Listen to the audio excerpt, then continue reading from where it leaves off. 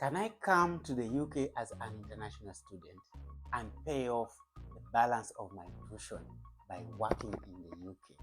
This is a question I have got almost every week.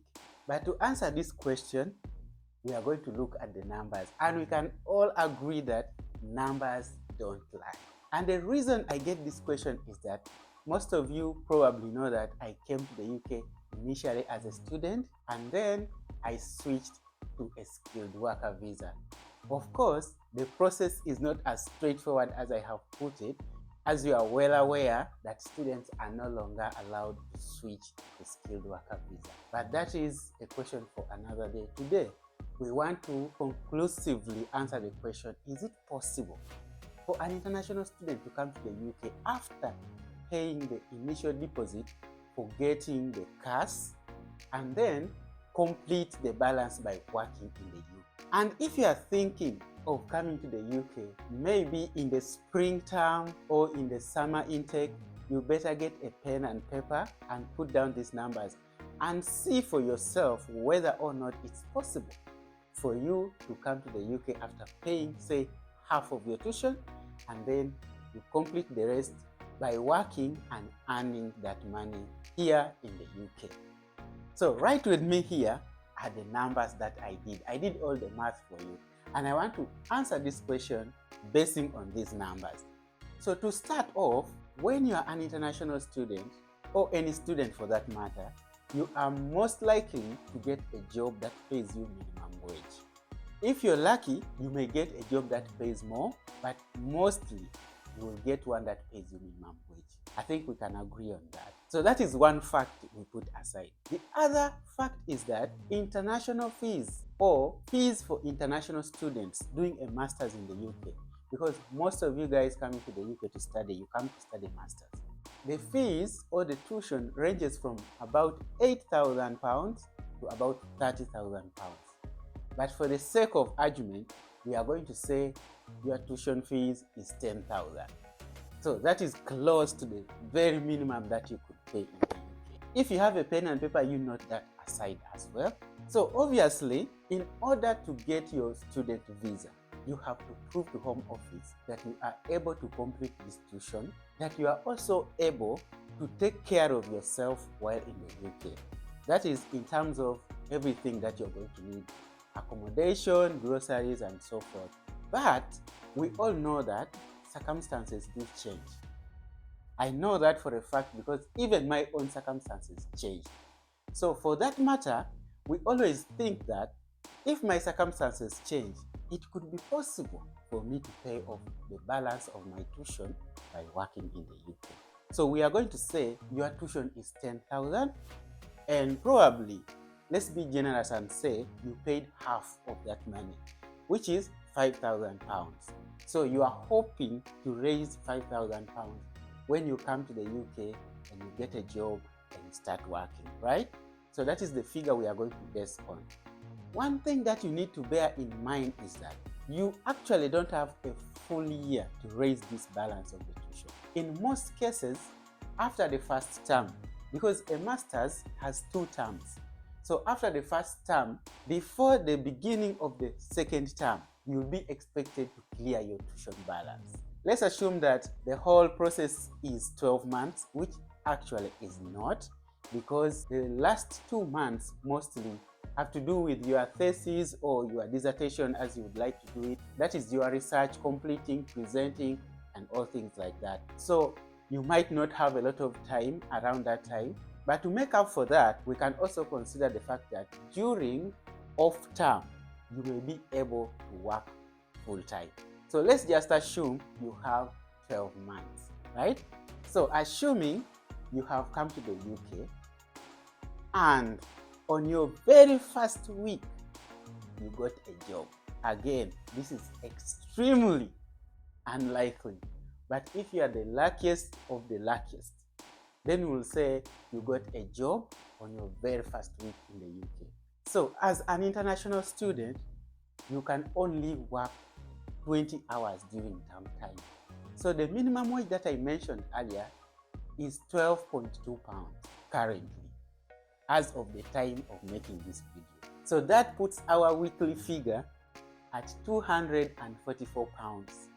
So once you have 244 pounds per week, that will give you roughly 976 pounds a month. But I would prefer that we go with the figure of the week, which is 244 pounds. And let's say you have 6 months to raise this money, which is also unlikely the case, but let's be generous and say you have 6 months to raise this money. So 6 months, each month had 4 weeks. So we'll just say it is half a year. So we divide 52 by 2, and then we shall get about 26 weeks to raise the balance of your tuition, which is 5,000 pounds. So let's assume that you actually worked all these 26 weeks. Again, very unlikely, but let's just look at it like that. So when you get 244 pounds times 26 weeks, what you'll get is 6,344 pounds.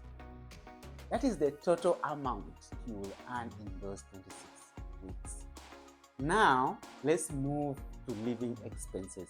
If you have all your living expenses covered, your groceries, your transport, your phone bills, etc, etc. If you are renting privately, probably council tax as well. But as a student, of course, you can get a letter from your school explaining that you are a student, that you can present to your landlord, or you can directly email council and they exempt you from paying council tax.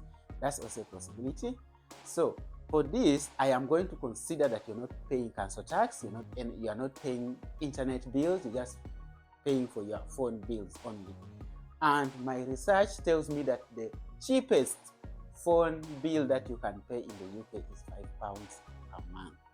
I'm also going to assume that you rented a student accommodation or a single room in shared accommodation or something like that, and that costs you £400. This is a very, very minimum, and we are not even talking about students in London. Talking about students elsewhere other than London, because London prices can be crazy, guys. We are considering an average student outside of London. So let's say your rent is £400.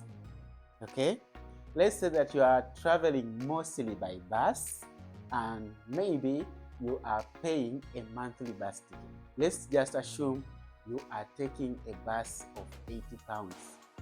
By then, not the full month, it is 28 days. So you put that aside, and let's say that you are being very conservative and you are spending only £20 for your groceries a week. For everything that you have to eat and drink, £20. Again, conservative, but yes. So that will take us to £80 per month. Okay. Now we will add the £5 that I mentioned about earlier. So your expenses alone are £565.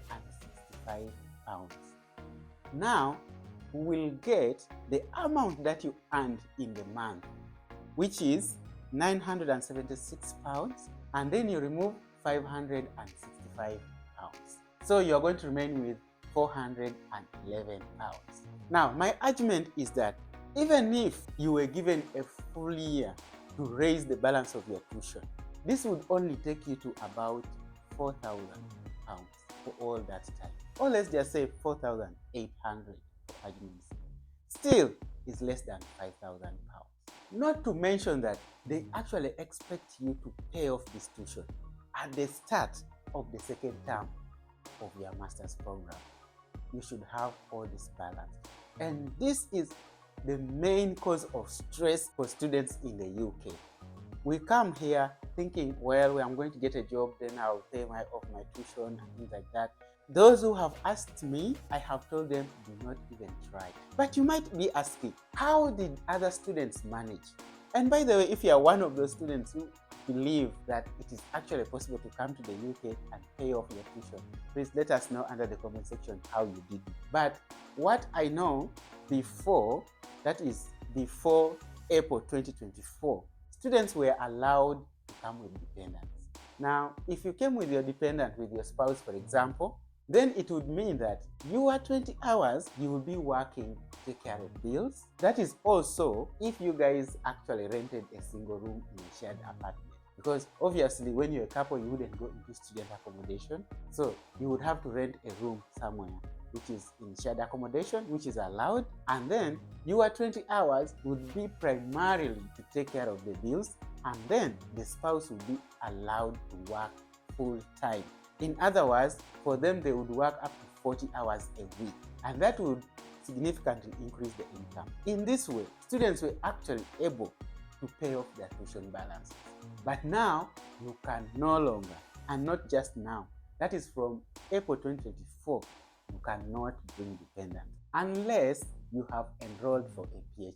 But what makes it worse is that even if you somehow managed to pay off this balance, let's say during the off time when you're allowed to work full time, you worked hard, did extra shifts, blah, blah, blah, all that stuff, and somehow managed to raise the tuition, something else is waiting for you. And if you don't fulfill the requirements of that, you will surely go back home with no money, with just your degree and nothing more, and you will not be able to remain in the UK. Why? Because, as I mentioned earlier, students can no longer switch to skilled worker visas. And that means you have to go on post-study work visa.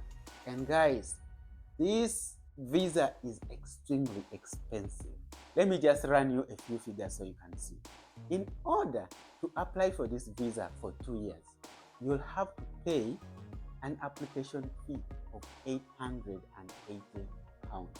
And then on top of that, you're supposed to pay IHS fees unless you are going to work in an industry to do with health. Other than that, you'll be required to pay an IHS fee of £1,040. For 2 years, that would be £2,080.